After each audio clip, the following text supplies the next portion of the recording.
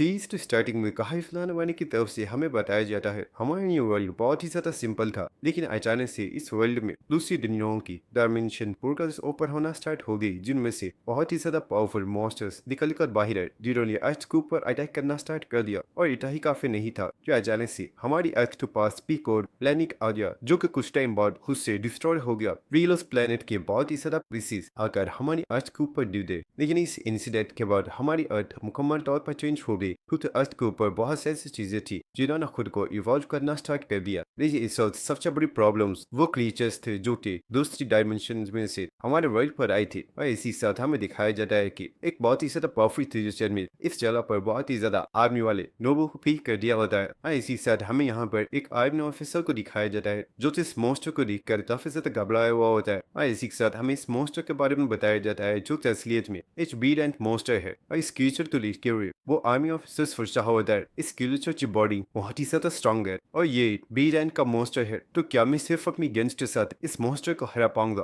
और इस वक्त हम देखते को वो मॉन्स्टर बहुत ही तेजी से उस ऑफिसर के ऊपर अटैक करने के लिए बढ़ जाता है और उस ऑफिसर ने भी अपनी गन को निकाल लिया होता है और इस मॉन्स्टर के ऊपर बुलेट शूट कर रहा होता है। इन इस चीज का कोई फायदा नहीं होता और वो मॉन्स्टर उस आर्मी ऑफिसर को एक बहुत ही जोरदार पंच मारता है और वो उसे बहुत ही ज्यादा दूर फेंक देता है, जिसकी वजह से वो बहुत ही ज्यादा इंजर्ड हो गया था। और हमें बताया जा रहा होता है हायरमन से उस वक्त बहुत ही ज्यादा वीक थे, क्योंकि मॉन्स्टर्स के मुकाबले में उनकी स्ट्रेंथ का लेवल बहुत ही ज्यादा लो था। और इसी वक्त हम बेटी के वो मॉन्स्टर उस आर्मी ऑफिसर के पास आ चुका होता है और इसी वक्त वो एक बार फिर से उस आर्मी ऑफिसर के ऊपर अटैक कर देता है। लेकिन इसी वक्त हमें दिखाया जाता है कि उस आर्मी ऑफिसर ने अपने एक ही हाथ से इस मॉन्स्टर के इस पावरफुल अटैक को रोक दिया होता है। और इसी साथ हमें दिखाया जा रहा होता है कि उस आर्मी ऑफिसर की स्ट्रेंथ आहिस्ता आहिस्ता इंक्रीज हो रही होती है और उसकी बॉडी की पावर्स को रोकने के लिए उसके ऊपर जितनी भी लिमिट्स लगी हुई होती है वो पर्सन अपनी इन तमाम लिमिट्स को ही ब्रेक कर देता है। और इसी वक्त वो पर्सन उस मॉन्स्टर को उठाता बहुत ही जोर से जमीन पर दे मारता है और उसने अपने एक ही अटैक के साथ उस मॉन्स्टर को क्लिच कर दिया होता है। और इसी साथ हमें बताया जाता है वो फर्स्ट टाइम था जब एक पर्सन डायरेक्ट एक एसेंट हंटर में चेंज हो गया था और उस टीम के बाद से लोगों की इवोल्यूशन होना स्टार्ट हो गई। लेकिन जरूरी नहीं था कि सभी लोगों के पास बिल्कुल सेम पावर्स हो, बल्कि हर एक इंसान के पास उसकी एबिलिटी के हिसाब से डिफरेंट पावर्स मौजूद थी। और इसी के साथ वो सभी लोग जिनके पास सुपर पावर्स मौजूद थी वो हंटर्स कहलाने लगे। और इसी के साथ हमें प्रेजेंट सीन दिखाया जाता है जहाँ पर सुकून की छुट्टी होने के बाद कुछ स्टूडेंट्स जो कि अपने घर जा रहे होते हैं वो बातें कर रहे होते हैं आज का दिन काफी ज्यादा अच्छा था, लेकिन यार हमारे टीचर्स हमको ज्यादा ही बोर करते हैं। तुम्हें नहीं लगता कि उन्हें हमें इतना ज्यादा बोर नहीं करना चाहिए और हमें जल्दी छुट्टी भी नहीं चाहिए। इसका साथ ही वो रहा होता अपनी बुक पास बंद करो, हम सपोज सिर्फ इसी आते हैं ताकि हम अपनी पढ़ाई पर ध्यान दे सके।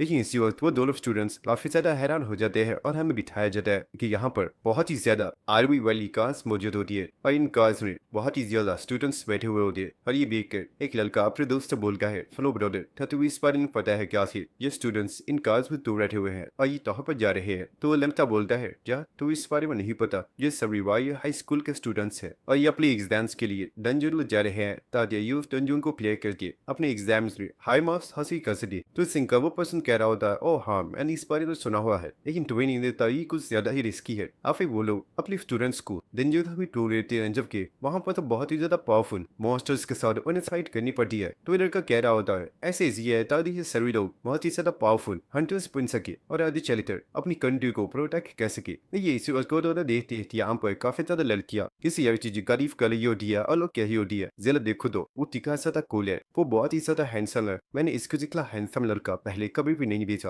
और इसी साथ हम लोग उस लड़की को दिखाया जाता है, लेकिन इस लड़की को देखकर वो स्टूडेंट्स में उसका दोस्त काफी ज्यादा हैरान हो गया होता है और वो बोलता है भाई आखिर ये क्या चीज है, तो तुम मुझे इसके बारे में बता सकती हो। तो लड़का बोलता है इडियट, तो तुम्हें इसके बारे में नहीं पता, ये पर्सन एक मिस्ड ब्लड है, यानी कि ये एक एल्फ और इंसान का बच्चा है। और इसी साथ हमें इस एल्फ लड़की के बारे में इंफॉर्मेशन बताई जाती है। इस लड़की का नाम डाइव है जो कि अभी तक 14 टाइम्स डंजन में वापस आ चुका है। और हम लेते को उन दोनों स्टूडेंट्स में से एक लड़की को इस लड़की को देखकर काफी ज्यादा गुस्सा आया होता है और वो बोल रहा होता है जरा इन लड़कियों को तो देखो, ये सभी लोग उसे ट्रीट तो ऐसे कर रही है जैसे कि वो कोई आइडियन है। अब हमें यहाँ से चलना चाहिए, मेरा पर इन्हें देख कर दिमाग खराब हो रहा है। ये यहाँ पर एक और नंता आ जाता है जिसे देखकर और चश्मिश लड़का बोलता है हे जी अच्छा क्या तुम भी यहाँ पर आ गए, क्या तुम हमारे साथ गेम्स खेलने के लिए जाने वाले हो। और इसी साथ हमें हमारे हीरो को बिठाया जाता है जिसका नाम जे है और जो हमसे बोलता है सॉरी दोस्तों लो तुम्हारे साथ नहीं जा सका, लो थोड़ा बिजी हो तुम लोग चले जाओ। तो ये बात सुनकर एक लड़का बोलता है आखिर ये सन ऐसा क्या काम कर रहा है जो इतना ज्यादा बिजी है। ये बात सुनकर उसका दोस्त उसके पेट हुए होता है वो बोलता है तो तुम यहाँ पर आ ही जाए, क्या तुम जानते हो हमारे क्लाइंट्स कितने टाइम से तुम्हारा वेट कर रहे हैं। तो सुनकर जी बोलता है फाइव बॉस, मैं आगे से इस चीज का ख्याल रखूंगा कि आपको लेट ना करना पड़े। देखिए जो हम लेट थी यहाँ पर जो तकला पर्सन मौजूद होता है उस बॉस के ऊपर चिल्लाना स्टार्ट कर देता है और वो बुरा होता है। अब फिर ये बकवास है, तुमने बोला था हम यहाँ पर अपने बेस्ट वर्कर को बुलाओगे, लेकिन ये पर्सन तो बिल्कुल एक यंग लड़का है। तुम्हें क्या लगता है बिल्कुल बेवकूफ हो, शायद तुम समझ नहीं रहे हो। मैंने तुमसे बोला है कि ये एक बहुत ही ज्यादा इंपॉर्टेंट मिशन है जिसके लिए मुझे बहुत ही ज्यादा पावरफुल फाइटर की जरूरत है। क्या तुम्हें लगता है कि ये बच्चा मेरे लिए काम कर पाएगा? तो वो बॉस बोल रहा होता है अरे भाई तू इतना गुस्सा क्यों कर रहा है, मैंने बोला ना यही लड़का मेरा सबसे बेस्ट वर्कर है और इसके अलावा तेरा ये काम और कोई भी नहीं कर सकता। लेकिन वो कैबिन पर्सन बोल रहा होता है अपनी बकवास बंद करो, मुझे तुम्हारे ऊपर भरोसा नहीं है। तुम्हें क्या लगता है अगर मैंने सारे पैसे तुम्हें एडवांस पे दे दिए है तो तुम मुझे बेवकूफ बना सकते हो? और तुमने यहाँ पर अपने किसी बेस्ट वर्कर को नहीं बुलाया तो मैं तुम्हारी कंप्लेन करवा दूंगा और तुम हमेशा ये रिट्रीट करते रहोगे। तो तुमने मुझसे पंद्रह तोड़ लिया।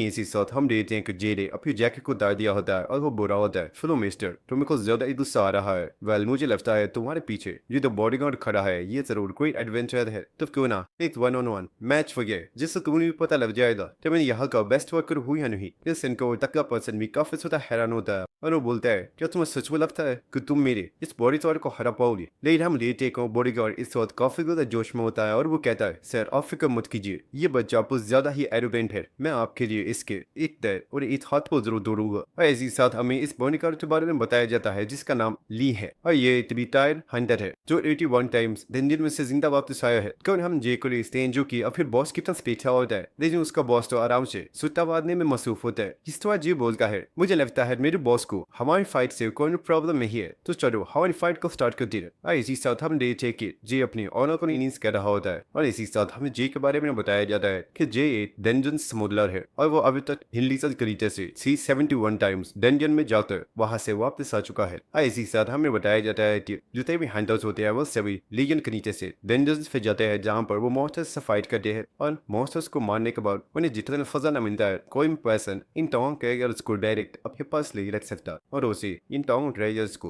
हंटर एसोसिएशन में जमा करवाना पड़ता है। जिसके बाद हंटर एसोसिएशन के लोग इस तमाम खजाने के ऊपर टैक्स को लगाने के बाद और डंजन रिलेट की फीस को काटने के बाद बहुत ही थोड़ा सा हिस्सा हंटर्स को देते हैं, जिससे हंटर्स को बहुत ही ज्यादा कम फायदा होता है। लेकिन कुछ लोग ऐसे भी हैं जो कि कभी भी अपने ट्रेजर्स को इन एसोसिएशन के लोगों को नहीं देते हैं, जिसके बाद वो फिर तमाम ट्रेजर्स को ब्लैक मार्केट में बेच देते हैं और ऐसे लोगों को बेंडिस बर्नर्स बोला जाता है। इसका हमें प्रेजेंट सीन बिठाया जाता है जहाँ पर हम देखते हैं कि जी और वो बॉडीगार्ड दोनों ही फाइट करने के लिए रेडी हो गए होते हैं। और इसी साधु तकला पर्सन उस बॉस से बोला होता है और कतु पागल हो गए हो, वेला बॉडीगार्ड एक एडवेंचरर रह चुका है और मैंने सुना है कि जब वो एक एडवेंचरर था तो उसने अपने बहुत ही ज्यादा टीम मेंबर्स को इसलिए ठीक कर दिया क्योंकि वो लोग उसकी बात नहीं मानते थे। तो ये बात सुनकर जी बोल रहा होता है तुमने अपने टीम मेंबर्स को सिर्फ इसलिए क्यों कर दिया क्योंकि वो तुम्हारी बात नहीं मानते, तुम तो सच में बहुत ही ज्यादा स्कैरी पर्सन हो। नहीं इसी साथ हम देखते हैं वो बॉडीगार्ड जी के पास आ गया होता है और वो बोल रहा होता है बच्चे क्या तुम जानते हो तुम सिर्फ एक ट्रैश हो। और ये बात सुनकर जी काफी ज्यादा हैरान हो गया होता है और वो बोलता है वेल तुमने सही नाम दिया, तुम सचमुच एक ट्रैश हो, फिर मत करो मैं तुम्हें मुकम्मल तौर पर साफ कर दूंगा। और ये देखकर वो बॉस और टेटला पर्सन दोनों ही काफी ज्यादा हैरान हो रहे होते हैं। और इसी साथ हम देखते हैं जे उस पर्सन की बेइज्जती कर रहा होता है, लेकिन इसी वक्त वो पर्सन जे के फेस पर एक बहुत ही जोरदार पंच पाता है। लेकिन इसी साथ वो बॉडीगार्ड काफी ज्यादा हैरान हो गया होता है क्योंकि हम देखते हैं कि जे ने इस अटैक को बहुत ही आसानी के साथ डॉज कर लिया होता है। लेकिन इस वक्त वो बॉडीगार्ड बहुत ही गुस्से में जे को ऊपर एक बार फिर से अपने पंच के साथ अटैक करता है। लेकिन इस वक्त हम देखते जे बहुत ही तेजी के साथ उस बॉडीगार्ड के फेस पर एक बहुत ही जोरदार टिक मारता है और हम देखते जे ठीक इतनी ज्यादा स्ट्रॉन्ग होती है उस बॉडीगार्ड की पूरी बॉडी एक किट में मुकम्मल तौर पर हिल रही होती है और उसे एक बहुत ही बड़ा झटका लगा होता है। और इसी साथ जे बोलता है अरे ये क्या, अभी तो मैंने अपनी बॉडी को वार्म अप भी नहीं किया है और तुम्हारी तो हालत अभी से ही खराब हो गई है। और हम भी देखी इस अटैक की वजह से वो बॉडीगार्ड भी काफी ज्यादा हैरान होता है और वो सोचा होता है यू कोई नॉर्मल अंदर का नहीं है, ये पर्सन बहुत ही ज्यादा स्किल्ड है, इसीलिए मैं इसे और ज्यादा लाइकली मेरी ये सकता वरना मैं इस लड़के से हार जाऊंगा और मेरी बहुत ही ज्यादा बेइज्जती हो जाएगी। ऐसे और हम बेटे तो पर्सन अपनी शर्ट को फाड़ देता है जिसके कारण वो उस बॉस को लेकर जो कि उस तपी पर्सन से बोल रहा होता है वो ये लगता है तुम्हारे बॉडीगार्ड को काफी ज्यादा गुस्सा आ रहा है क्योंकि उसे समझ आ रही है कि वो मेरे वर्कर को नहीं हरा सकता। और इस समय वो टकला पर्सन काफी ज्यादा हैरान हो रहा होता है और इसी वक्त हम देखते हैं कि उस बॉडीगार्ड ने अपने फुल पावर को एक्टिवेट कर दिया होता है और वो इस वक्त अपनी बॉडी को बहुत ही ज्यादा इनहेंस करा होता है। और इसी साथ जे भी कुछ देख कर काफी ज्यादा हैरान हो गया होता है एंड हमें दिखाया जाता है कि उस बॉडीगार्ड में अपनी बॉडी की स्ट्रेंथ को और भी बहुत ही ज्यादा इंक्रीज कर लिया होता है और उसने अपनी बॉडी को आयरन स्किन में चेंज कर दिया होता है। आई जी सर वो बॉडीगार्ड बहुत ही ज्यादा गुस्से में बोलता है, मैं तुम्हें मार डालूंगा। आई शॉर्ट पर्सन जे के ऊपर एक बहुत ही ज्यादा पावरफुल अटैक कर देता है, लेकिन जे ने बहुत ही आसानी से जंप करके इस अटैक को डॉज कर लिया होता है। और हम देखते हैं कि जो अटैक था ये काफी ज्यादा पावरफुल था, जिसकी वजह से वहां पर सारी जमीन हिंडल होती है और जो टकला पर्सन होता है वो जमीन पर गिरने वाला होता है। नहीं इसी वक्त वो बॉस उसे पकड़ लेता है और वो बोलता है अब फिर तुम कर चले हो, खुद को संभालो, खुद अब इनकी रियल फाइट स्टार्ट होने वाली है। ये जी साथ वो गुस्सा करके वो बोल रहा होता है, मुझे लगता है ये दोनों बॉस्टर्ड रिलीज वर्किंग एरिया को डिस्ट्रॉय कर देंगे, और ऐसा हुआ तो मैं इन्हें छोड़ूंगा नहीं। डिस्ट्रॉय हम रेटी ग्रो बॉडीगार्ड जे को एक बहुत ही ज्यादा पावरफुल पंच मारता है, लेकिन जे ने बहुत ही तेजी से इस अटैक को डॉज कर लिया होता है। और हम रेटी के उस पर्सन का ये अटैक इतना ज्यादा स्ट्रॉन्ग होता है तो उसने दीवार को भी तोड़ लिया होता है। और जी साथ वो बॉडीगार्ड बोल रहा होता है, बच्चों क्या होगा आखिर तुम मेरी अटैक्स को डॉज क्यों कर रहे हो। तो जे बोलता है, तुम क्या लगता है क्या मैं कोई बेवकूफ हूँ जो मैं इतनी आसानी से तुम्हें खुद को हिट करने दूंगा। जिसका हम उस बॉस को लेते हैं जो कि सोचा होता है ये बॉडीगार्ड काफी ज्यादा पावरफुल है, लेकिन जो इतना स्ट्रॉन्ग नहीं है तो ये जीज को हरा सके। आई जी साथ वो काफी ज्यादा चिल्लाते हुए जे से बोलता है, और जे मेरी बात आवाज से सुनो, और तुमने मेरी इस वर्किंग एरिया पर डिस्ट्रॉय किया तो इस वर्किंग एरिया के पैसे मैं तुम्हारी सैलरी में से काट लूंगा। आई सिंह जे भी काफी ज्यादा हैरान हो गया होता है और बोलता है जा डैम इट, लगता है अब इस सबको जल्दी खत्म करना पड़ेगा। जिसने वो बॉडीगार्ड जी से बोल रहा होता है, मुझे लगता है तुम्हारा बॉस तुम्हारे ऊपर कुछ ज्यादा ही भरोसा करता है,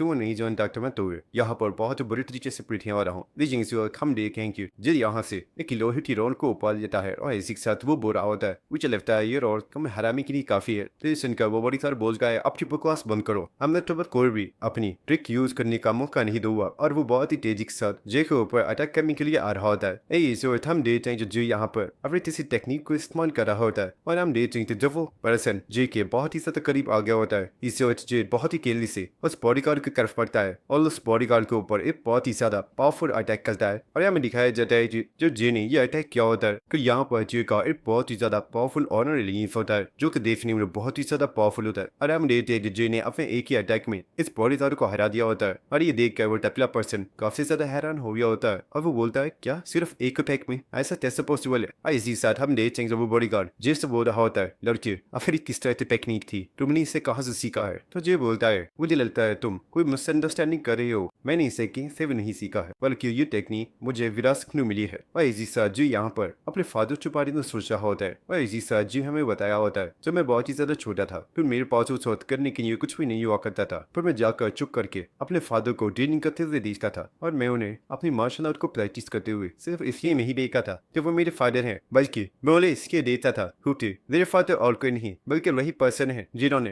हंटर्स की शुरुआत की थी, क्योंकि वही पहले पर्सन थे जिन्होंने सबसे पहले अपनी पावर्स को अवेकन किया था। और वो वर्ल्ड के नंबर 1 सबसे ज्यादा स्ट्रॉन्गेस्ट और पावरफुल हंटर है। और जब तमाम इंसानों और मॉन्स्टर्स के दरमियान में फाइट हुई थी तो सभी लोगों को यही लगता है कि पावरफुल हीरोज ने तमाम मॉन्स्टर्स को हरा दिया, लेकिन कोई पर्सन ये नहीं जानता कि फर्स्ट जनरेशन के हंटर्स को बहुत ही ज्यादा कुर्बानियां देनी पड़ी थी, जिनके बारे में कोई पर्सन नहीं जानता। इसी सेट हमें दिखाया जाता है कि जे के फादर और कुछ और हंटर एक टेंजन में किसी बहुत ही ज्यादा पावरफुल मॉन्स्टर के साथ फाइट कर रहे होते हैं, लेकिन इसी वक्त वो मॉन्स्टर इन सभी हंटर्स के ऊपर अपने बहुत ही ज्यादा पावरफुल पॉइजन के साथ अटैक करता है, जिससे जे के फादर ने तो डॉज कर लिया होता है, लेकिन उनके साथ जो हंटर्स मौजूद होते हैं वो सभी इस पॉइजन की वजह से मारे जाते हैं। और इस चीज की वजह से जे के फादर को बहुत ही ज्यादा गुस्सा आ गया होता है और वो अपनी स्पीड के साथ इस मॉन्स्टर के ऊपर अटैक करते हैं, जिसे वो देखते हैं कि उनका स्पीड इस पॉइजन की वजह से पिघल जाता है। लेकिन हम बेटे वो यहाँ पर हार नहीं मानते और वो अपनी एक और वेपन के साथ इस मॉन्स्टर के ऊपर अटैक करने के लिए चले जाते हैं। जिसके वाले हमें कुछ देर बाद का सीन दिखाया जाता है कि इस डंजन के पास कुछ और हंटर्स भी आज चुके होते हैं जो कि यहाँ पर जे के फादर की हेल्प करने के लिए ही आए थे। लेकिन वो देखते हैं कि जे के फादर ने अकेले ही इस मॉन्स्टर को किल कर दिया होता है और जे हमें बताना होता है मेरे फादर ने सिर्फ किसी एक मॉन्स्टर को किल नहीं किया बल्कि उन्होंने हजारों मॉन्स्टर्स को किल किया है, जिनके अंदर बहुत ही ज्यादा पावरफुल ड्रैगन्स भी मौजूद है। और यही रीजन था कि मेरे फादर को किंग ऑफ ड्रैगन स्लेव का टाइटल दिया गया था, क्योंकि उन्होंने अपनी लाइफ स्लेव बहुत ही ज्यादा पावरफुल ड्रैगन्स को किल किया था और सभी लोग उनके बहुत ही बड़े फैन थे और हर एक इंसान उनके जैसा बनना चाहता था। और यही रीजन था तो मैं हमेशा अपने फादर को मार्शल आर्ट प्रैक्टिस करते हुए देखता रहता था। और इस वक्त हम देखते हैं जे के फादर अपनी किसी बहुत ही ज्यादा पावरफुल टेक्निक को यूज करते हैं और ये टेक्निक बहुत ही ज्यादा पावरफुल होती है, जिसे देख कर जे बहुत ही ज्यादा खुश हो रहा होता है। लेकिन इस वक्त हम देखते हैं कि जी के फादर यहाँ पर बहुत ही ज्यादा ब्लीडिंग करना स्टार्ट कर देते हैं और इस दिन जी को सबसे बड़ा शौक लगा होता है क्योंकि वो पर्सन जिसे सब लोग इनविंसिबल समझते थे वो पर्सन बहुत ही जल्द मरने वाला है और इसी साथ हम देखते हैं कि जी भागकर अपने फादर के पास आ चुका होता है और इसी साथ जी हमें बता रहा होता है उसके इनसे मेरे फादर की हालत दिन ब दिन खराब होती चली गई और मेरे फादर ने मुझसे बोला था वो जल्दी ही ठीक हो जाएंगे, लेकिन ऐसा कभी भी नहीं हुआ क्योंकि उनकी हालत बहुत ही तेजी के साथ खराब हो रही थी। और उस टाइम जब उनके दोस्तों को उनकी हेल्प करनी चाहिए थी उन्होंने हमारे फादर की हेल्प करने से बिल्कुल मना कर दिया और इतना ही नहीं बल्कि हमारी तमाम प्रॉपर्टी और हमारे तमाम एसेट्स के ऊपर उन लोगों ने ही कब्जा कर लिया और उस दिन से मेरे फादर की हेल्थ के साथ उनकी मेंटल स्टेट भी खराब होना स्टार्ट हो गई और जैसे जैसे वक्त गुजरता गया सभी लोग ड्रैगन स्लेयर यूसियम के बारे में भूल गए और अब कोई पर्सन मेरे फादर के बारे में नहीं जानता, जिसको यहाँ पे प्लेजेंट सीन दिखाया जाता है जहाँ पे हम देखते दो बॉडीगार्ड बेहोश पड़ा हुआ होता है और जे बस उसे देखा होता है जिसके बाद जे अपनी वेपन को फेंक कर वहां से चला जाता है। और जी सर जे सा बॉस उस टपिया पर्सन से बोल रहा होता है अब तू क्या हुआ, हम कुछ बोझ तो तू नहीं, वो टपला पर्सन बोलता है मुझे लगा था मेरा बॉडीगार्ड बहुत ही ज्यादा पावरफुल है लेकिन ये तो इतनी ज्यादा जो मतलब किससे हार गया। तो वो बॉस बोल रहा होता है मैंने तुम्हें पहले भी बताया था तुम्हारा ये बॉडीगार्ड काफी ज्यादा स्ट्रॉन्ग है लेकिन ये इतना स्ट्रॉन्ग नहीं है कि मेरे इस वर्कर को हरा सके। और क्या तुम जानते हो ये पर्सन मेरे वर्कर को क्यों नहीं हरा पाया? इसी सर्जी बोलता है जो खुद कमजोर होते हैं वो दूसरों को ऐसे दिखाते हैं जैसे कि वो बहुत ही ज्यादा स्ट्रॉन्ग है, इसलिए वो खुद से कमजोर लोगों को बुली करता है। और हाँ एक और चीज, एक हंटर रिटायरमेंट उस वक्त लेता है जब वो मर जाता है या फिर जब उसे ये मालूम होता है कि उसकी बॉडी बहुत ही ज्यादा वीक है और वह एज अ हंटर ज्यादा टाइम तक सर्वाइव नहीं कर पाएगा। जिसको वो बॉस उस 30% को उसकी कंटेंस बता लेता है और वो बोल रहा होता है मैं तुम्हें पहले ही बताया था कि मेरा जो वर्कर बहुत ही ज्यादा अच्छा है और तुमने जानबूझकर हमारा इतना ज्यादा टाइम वेस्ट करवा दिया, अब तुम्हें अपने मिशन की गपन प्लेस स्पीक करनी होगी। प्लेसन को कपिया काफी ज्यादा हैरान हो गया होता है और वो चिल्लाते बोलता है तुम ये क्या बकवास कर रहे हो, मैं तुम्हें कोई डबल प्राइस नहीं देने वाला। हम देखी को उस बॉस को इस 30% के ऊपर बहुत ही ज्यादा गुस्सा आ रहा होता है और वो बोल रहा होता है मुझे लगता है तुम्हें अभी जानकारी नहीं है, तुम बहुत ही वैसे मेरा दिमाग खराब कर रही हो, मुझे लगता है तुम सही सलामत अपने घर वापस नहीं जाने चाहते। तो ये लास्ट सुनकर वो पर्सन काफी ज्यादा घबरा गया होता है और वो बोलता है सर आप तो मेरा गुस्सा करिए, वह तो आपके साथ मजाक कर रहा था, मैं आपको डबल प्राइस पे करने के लिए तैयार हूँ। जिसके बाद नेक्स्ट सीन दिखाया जाता है जहाँ पर हम ले जाएंगे जो ये पानी पी रहा होता है तो उसका बॉस उससे पूछता है जे क्या तुम्हें ऐसी ये वैद के बारे में पता है? तो इस सेंटर ये बहुत ही ज्यादा शौक हो गया होता है और वो बोलता है क्या एफ्रीगन रैप बॉस थिंग हमारा मिशन उस मॉन्स्टर से फाइट करना तो नहीं है, ये बात आप भी जानते हो कि वो मॉन्स्टर बहुत ही ज्यादा पावरफुल होता है और उस मॉन्स्टर को तो बहुत ही ज्यादा पावरफुल हाई रैंक के हंटर्स भी यही कर सकते। तो इस सेंटर वो बॉस बोल रहा होता है इडियट मैंने ये नहीं बोला, तो तुम्हें उस मॉन्स्टर से फाइट करने के लिए वहां पर जाना है, मैं जानता हूँ कि तुम उस मॉन्स्टर के साथ फाइट नहीं कर सकते लेकिन क्या हो अगर उस मॉन्स्टर से एक वाइट रैंक का हाइटर फाइट करे। तो सुनकर जी काफी ज्यादा हैरान हो जाता है और वो बोलता है क्या एक वाइट रैंक का हंटर? तो वो बॉस बोलता है हाँ और सिर्फ एक वाइट रैंक का नहीं, यहाँ पर ये जो टपला पर्सन आएगा इसने मुझे इन्फॉर्मेशन दी है कि अब से कुछ दिन पहले 7 बहुत ही ज्यादा पावरफुल व्हाइट रैंक के हंटर्स ने मिलकर उस एफिरियन रैप का शिकार किया है। और दोस्तों यहाँ पर एफिरियन रैप किसी और चीज को नहीं भाई तो मधुमक्खी वाले मॉन्स्टर्स की क्वीन को बोला गया है। और वो बॉस बोला होता है उस कस्टमर का कहना था जो उन 7 व्हाइट रैंक हंटर्स के मिलकर जब उस मॉन्स्टर को कह दिया था तो उन्हें उस छत्रों में से रॉयल जेली मिली थी, लेकिन उन व्हाइट रैंक हंटर्स में से एक में उन्हें धोखा दे दिया और उसने वो रॉयल जेली एक स्मगलर को दे दी ताकि उस जेली को ब्लैक मार्केट में ले जाकर उसे और ज्यादा प्रॉफिट दे सके। लेकिन उस पर्सन का बैड लक कि जिस स्मगलर को उसे ये जॉब दी थी वो स्मगलर मॉन्स्टर्स के हाथों से मारा गया और वो रॉयल जेली इस वक्त बेंजर में ही मौजूद है और मैं चाहता हूँ कि तुम जाकर उस रॉयल जेली को लेकर आओ। ये सुनकर ची बोल रहा होता है बॉस अगर मैं वहां पर चला भी जाता हूँ तो वो रॉयल जेली है आपको नहीं लगता कि उसे हासिल करने के लिए और भी हंटर्स आए होंगे? तो वो बॉस बोल रहा होता है नहीं उसे लेने के लिए अभी भी पर्सन आ सकता है। तो वो सिर्फ स्मगलर्स हैं टूटे रियल हंटर्स को बेंजर आने के लिए परमिशन की जरूरत पड़ती है। और हाँ एक और बहुत ही ज्यादा खास चीज जो मैं बताना भूल गया, वो रॉयल जेली इतनी ज्यादा पावरफुल है कि अगर उसे एक मुर्दा इंसान को भी खिला दिया जाए तो वो भी दोबारा से जिंदा हो जाएगा। और ये बात सुनकर जे बहुत ही ज्यादा शौक हो गया होता है और वो बोलता है वो नेक्स्ट सीन दिखाया जाता है जहाँ पर हम देखते हैं कि वो बॉस इस वक्त एक फीचर डेंजन गेट के सामने मौजूद होता है और इसी के साथ वो अपनी पावर को यूज करके इस डेंजन गेट को अनलॉक कर देता है। यहाँ लिखाया जाता है कि यहाँ पर जे भी मौजूद होता है और उसका बॉस जिससे बोल रहा होता है जो इस चीज का फेयर रखना वो रॉयल जेली है को हो सकता है कि वो रॉयल जेली बहुत ही ज्यादा मॉन्स्टर्स को अपनी तरफ अटैक करे तो अपना फेयर रखना और अपने आप को किसी प्रॉब्लम में मत डाल लेना। लेकिन हम देखते हैं जे तो उसकी कोई बात नहीं सुन रहा होता। देख कर वो बॉस अपनी सीजन के धुन को उसके मुंह उसके ऊपर फेंक देता है। इसका बाद जे बोलता है बॉस जी क्या कर रहे हो आप, तो वह बॉस बोलता है न जानता हूँ तुम इस वक्त क्या सोच रहे हो। मोरन जेली एक बहुत ही ज्यादा पावरफुल मेडिसिन है और उसके साथ एक मोटा पर्सन को भी जिंदा किया जा सकता है, लेकिन उस जेली को तुम इस्तेमाल नहीं कर सकते क्योंकि उस जेली से तुम्हारे फादर को क्योर नहीं किया जा सकता। फिर सुनकर जी बोल रहा होता है हाँ मैं जानता हूँ, अब मुझे ये बात बताना बंद कीजिए। ऐसी साथ जी जाकर उस दरवाजे को ओपन कर रहा होता है और ऐसी साथ तो सोच रहा होता है मैं जानता हूँ वो रॉयल जेली मेरे फादर को क्योर नहीं कर सकती, लेकिन मैं सच में ये चाहता था कि काश वो रॉयल जेली मेरे फादर को क्योर कर पाती। दिन चाहे मुझे कितना भी टाइम क्यों न लगे, लेकिन एक दिन मैं अपने फादर के लिए उनकी बॉडी के अंदर मौजूद पॉइजन का एंटीडोट तलाश करके रहूंगा।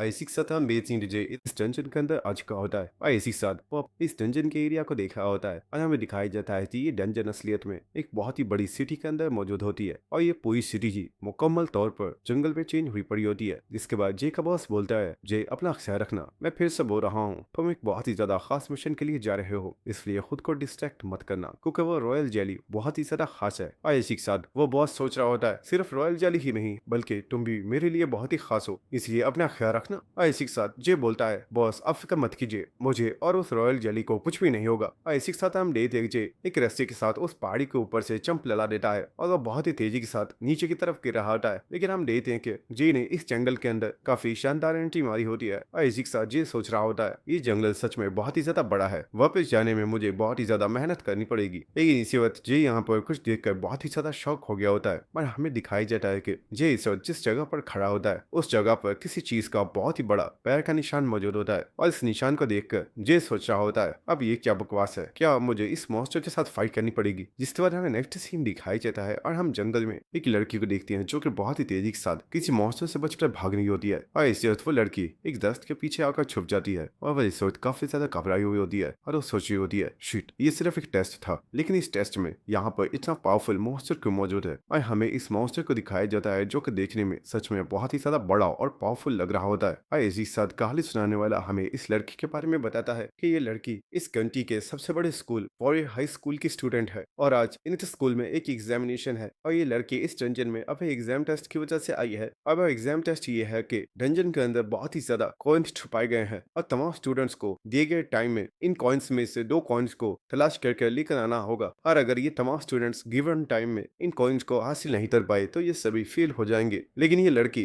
तमाम स्टूडेंट्स में सबसे ज्यादा अनलकी थी क्योंकि इसका सामना एक बहुत ही ज्यादा पावरफुल मॉन्स्टर से हो गया है। और इस वक्त हम देखते तो उस मॉन्स्टर ने भी इस लड़की को देख लिया होता है और इस लड़की के ऊपर एक बहुत ही ज्यादा पावरफुल अटैक करता है, लेकिन ये लड़की बहुत ही तेजी के साथ इस अटैक को डॉज कर लेती है और वह सोच रही होती है शिट मैं इस मॉन्स्टर से नहीं भाग सकती, इस मॉन्स्टर की स्पीड बहुत ही ज्यादा फास्ट है और ये बहुत ही आसानी से मुझे पकड़ लेगा, मुझे कैसे भी करके इसे हराना होगा। और इसे वो अपने 3 एरोस को रेडी कर लेती है और इसी के साथ हमें इस मॉन्स्टर को दिखाया जाता है जो कि असलियत में एक टाइटेन है जिसका डेंजर लेवल 3 स्टार है। और इसी वक्त हम देखते हैं वो लड़की अपने इन एरोस को इस टाइटेन के ऊपर शूट कर देती है, लेकिन उस टाइटेन ने तो बहुत ही आसानी से सिर्फ अपने हाथ की मदद से इन तीरों को रोक दिया होता है। और ये देखकर वो लड़की काफी ज्यादा हैरान हो गई होती है और वो सोच रही होती है शिट मेरे तीर किसी भी काम के नहीं है, ऐसे तो वे इस मॉन्स्टर के हाथों मारी जाऊंगी। और ऐसे वक्त वो मॉन्स्टर एक बार फिर से इस लड़की के ऊपर एक और बहुत ही ज्यादा पावरफुल अटैक करता है, लेकिन हम देखते हैं कि उस लड़की ने बहुत ही ऊंची जंप लगाकर इस अटैक को डॉज कर दिया होता है और इसी साथ उसने और 3 एरोस को रेडी कर लिया होता है जिन्हें वो इस मॉन्स्टर के ऊपर शूट कर देती है और ये तीर जाकर उस मॉन्स्टर पर लग जाते हैं, लेकिन इससे उस मॉन्स्टर पर कोई भी फर्क नहीं पड़ता।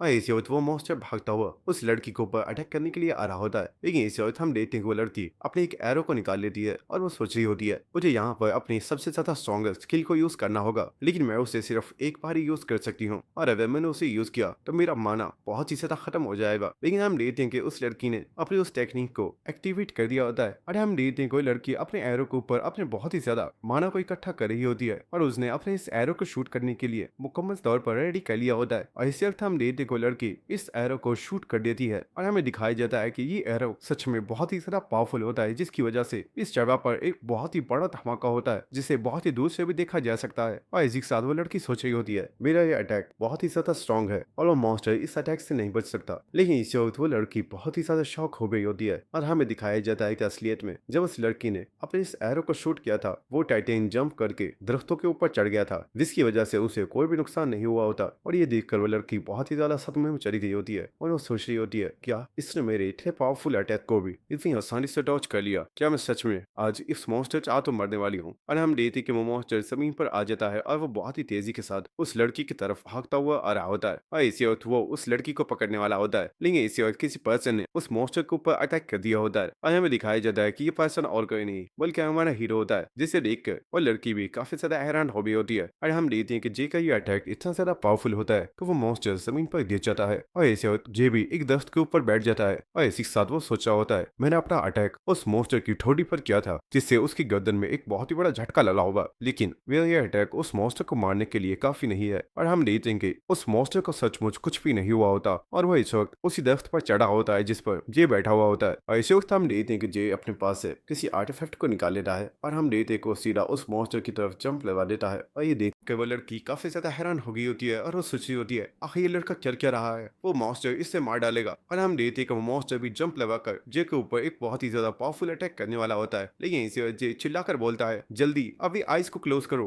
ये सुनकर वो लड़की काफी हैरान हो गई होती है और इसी वक्त हम देखते हैं कि जे उस मॉन्स्टर के बहुत ही ज्यादा करीब पहुंच गया होता है और इसी वक्त वो अपनी उस आर्टिफैक्ट को एक्टिवेट कर देता है और इसी के साथ वो अपनी आइस को भी क्लोज कर लेता है। और हम देखते हैं कि इस आर्टिफैक्ट को यूज करने की वजह से इस जगह पर बहुत ही ज्यादा रोशनी हो गई होती है और ये रोशनी इतनी ज्यादा पावरफुल होती है कि उस मॉन्स्टर को भी इस रोशनी में कुछ भी नजर नहीं आ रहा होता। इसके बाद हम देखते हैं कि जी जंप करके जमीन पर आ जाता है और हम देखते हैं कि वो मॉन्स्टर इस वक्त काफी ज्यादा चिल्ला रहा होता है क्योंकि इस वक्त उसे कुछ भी नजर नहीं आ रहा होता और इसी के साथ जे बोल रहा होता है शिट यार, मैं इस आर्टिफैक्ट को सिर्फ एक बार यूज कर सकता था और मैंने सोचा नहीं था कि मैं इससे डंजन में एंटर होते ही इतनी जल्दी यूज कर दूंगा। और इसी के साथ हमें इस आर्टिफैक्ट के बारे में बताया जाता है कि ये एक बहुत ही ज्यादा स्पेशल आर्टिफैक्ट है जिसे स्टनिंग टॉर्च कहा जाता है और इसे समुद्र के अंदर से मिलने वाली एक बहुत ही ज्यादा स्पेशल मछली के स्किल्स के साथ बनाया जाता है और ये टॉर्च इतनी ज्यादा पावरफुल होती है कि ये कुछ देर के लिए एक बहुत ही ज्यादा पावरफुल मॉन्स्टर को भी अंधा कर सकती है, लेकिन अगर इसे किसी इंसान के ऊपर इस्तेमाल कर दिया जाए तो इंसान हमेशा के लिए ही अंधा हो जाएगा। इसलिए ये आर्टिफैक्ट काफी ज्यादा डेंजरस भी है। जिसके बाद जे देखता है कि वो लड़की भी बिल्कुल ठीक है और उसे कुछ भी नहीं हुआ है, जिसके बाद जे उस लड़की के पास से जा रहा होता है और वो बोलता है तुम्हारे पास सिर्फ कुछ ही सेकंड्स मौजूद है क्योंकि कुछ ही देर में ये मॉन्स्टर दोबारा से ठीक हो जाएगा, इसलिए अब जल्दी करो और यहाँ से चली जाओ। और इतना कहने के बाद जे बहुत ही तेजी के साथ इस जगह से भागना स्टार्ट कर देता है और इसी के साथ भागते हुए जे को अपने बॉस की बात याद आ रही होती है जहाँ पर जे का बॉस बोल रहा होता है जे डंजे को तुम्हें कभी भी अगर कोई पर्सन मिलता है अगर वो प्रॉब्लम में हुआ तो तुम उसकी हेल्प कर सकते हो, लेकिन उस पर्सन के ऊपर भरोसा मत करना क्योंकि इस बारे में तुम्हें भी पता है कि एक नॉर्मल स्मगलर के ऊपर भी $5 मिलियन की बाउंटी का इनाम रखा गया है, इसलिए चाहे कुछ भी क्यों ना हो जाए अपने आप को लोगों से बचा कर रखना। और इसी साथ जे बहुत ही तेजी से वहां से भागता हुआ जा रहा होता है, लेकिन इसी वक्त वो अपने पीछे मुड़कर देखता है तो हम देखते हैं कि जिस लड़की की उसने हेल्प की थी वो लड़की भी बहुत ही तेजी से जे के पीछे ही भागती हुई आ रही होती है और उसे इस वक्त काफी ज्यादा सांस चढ़ी हुई होती है, लेकिन हम देखते हैं कि जे बहुत ही तेजी से वहां से भागना स्टार्ट कर देता है और ये देखकर वो लड़की काफी ज्यादा हैरान हो गई होती है और वो देखती है कि जे बहुत ही तेजी से उसके सामने से गायब हो चुका होता है और ये देखकर वो लड़की सोच रही होती है आखिर वो लड़का कहाँ पर चला गया है, अभी तो वो मेरे बिल्कुल सामने था, वो इतनी जल्दी अचानक से गायब कैसे हो गया। ये इसी वक्त कोई पर्सन उस लड़की को पकड़कर जमीन पर गिरा देता है और ये और कोई नहीं बल्कि जे ही होता है और जे उससे बोलता है बेवकूफ लड़की आखिर तुम कर क्या रही हो, क्या तुम पागल हो गई हो, आखिर तुम मेरा पीछा क्यों कर रही हो। तो लड़की बोलती है मुझे गलत मत समझो, मैं बस तुम्हें थैंक्स बोलना चाहती थी। तो ये सुनकर जे बोलता है क्या तुम मुझे कोई बेवकूफ समझती हो, मैं जानता हूँ तुम मेरा पीछा क्यों कर रही हो क्योंकि मैं एक स्मगलर हूँ। तो वह लड़की बोलती है प्लीज मुझे गलत मत समझो, मैं जानती हूँ तुम एक स्मगलर हो लेकिन तुम्हारा पीछा करने का मेरा कोई भी बैड मोटिव नहीं था। और इसे अजय देखता है कि इस लड़की के कपड़ों के ऊपर वॉरियर हाई स्कूल का निशान बना हुआ होता है।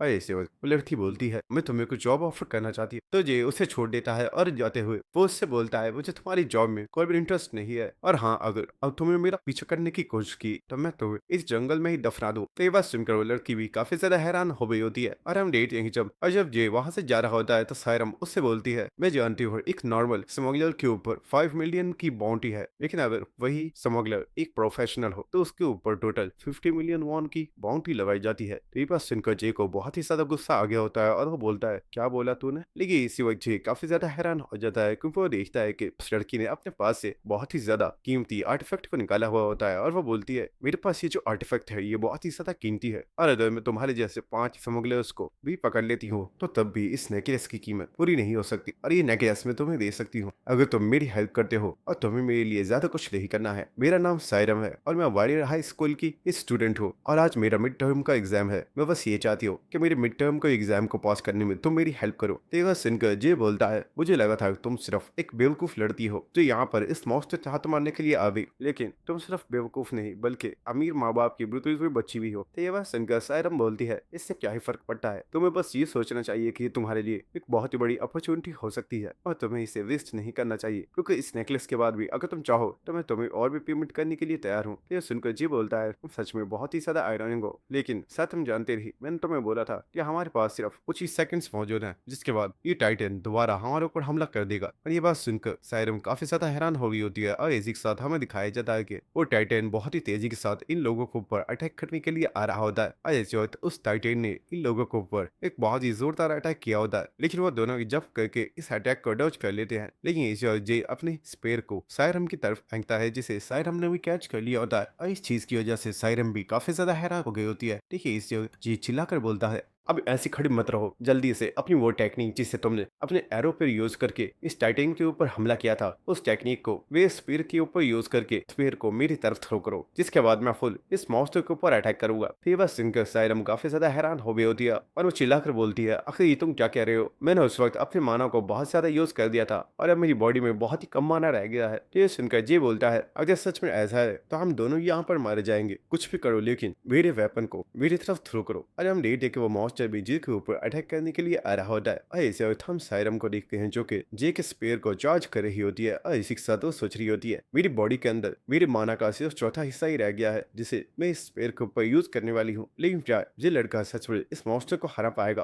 और हम देखते हैं कि वो मॉन्स्टर जे के ऊपर अटैक कर रहा होता है और जे बहुत ही तेजी के साथ भागते हुए इन तमाम अटैक्स को ही डॉज कर रहा होता है। और इस वक्त सायरम उस स्पेयर को जे की तरफ फेंक देती है, जिसे जे ने बहुत ही आसानी से कैच कर लिया होता है। और इसी साथ हम देखते हैं कि सायरम इस वक्त बहुत ही ज्यादा थक चुकी होती है और वो सोच रही होती है, मैंने इसके स्पेयर को चार्ज कर दिया है लेकिन अब मेरी बॉडी में बिल्कुल भी माना नहीं है। और इसी साथ हम जे को देखते हैं जो कि अपने स्पेयर को बहुत ही तेजी के साथ स्पिन कर रहा होता है। और इसी के साथ वो सायरम से बोलता है, तुमने मुझे बहुत ही ज्यादा डिसअपॉइंट कर दिया है, वो पावर जो तुमने अपने एरो के अंदर एक्टिवेट की थी वो मुझे मेरे स्पेयर में महसूस नहीं हो रही है, यानी कि तुमने इसमें बहुत ही ज्यादा कम माना को इंसर्ट किया है, लेकिन लगता है अब मुझे सिर्फ इतने से ही गुजारा करना होगा। और इसी के साथ हम देखते जी बहुत ही तेज रफ्तार के साथ इस मॉन्स्टर के ऊपर अटैक करने के लिए बढ़ गया होता है। और इसी के साथ कहानी सुनाने वाला हमें बताता है, एक बहुत ही ज्यादा पावरफुल मॉन्स्टर को हराने का सिर्फ एक ही तरीका होता है, सबसे पहले मॉन्स्टर की मूवमेंट्स को एनालाइज करो, जिसके बाद एक अपॉर्चुनिटी से तलाश करके एक सही वक्त पर बहुत ही तेजी के साथ उस मॉन्स्टर के ऊपर अटैक करो और वो अटैक उस मॉन्स्टर के किसी ऐसी वीक स्पॉट पर करो जिससे तुम बहुत ही आसानी से उस मॉन्स्टर को किल कर सको। हम देखते हैं कि उस मॉन्स्टर ने जे के ऊपर बहुत ही जोर से अटैक किया होता है, लेकिन जे इस अटैक को डॉज करके बहुत ही तेजी के साथ उस मॉन्स्टर के ऊपर अटैक करने के लिए चला जाता है और इस वक्त जे उस मॉन्स्टर की गर्दन के ऊपर एक बहुत ही ज्यादा पावरफुल अटैक करता है। और हम देखते हैं कि जे का ये अटैक इतना ज्यादा पावरफुल होता है कि उसने अपने इस एक अटैक के साथ इस टाइटेनियम मॉन्स्टर को किल कर दिया होता है। और जे की ऐसी खतरनाक पावर को देखकर सायरम बहुत ही ज्यादा हैरान हो चुकी होती है और सायरम सोच रही होती है, वाओ ये पर्सन तो बहुत ही ज्यादा पावरफुल है। और इसी के साथ हमें सायरम की एक प्रीवियस